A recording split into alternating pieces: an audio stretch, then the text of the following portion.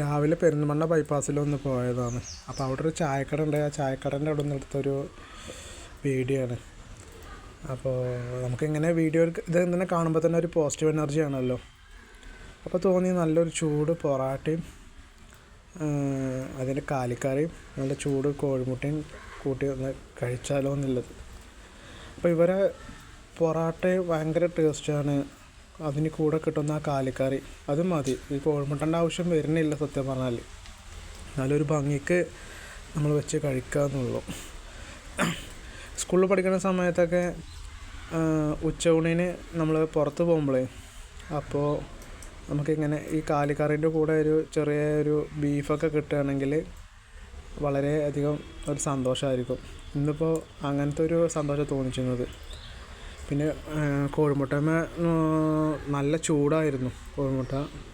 എന്തായാലും നല്ലൊരു അനുഭവമായിരുന്നു.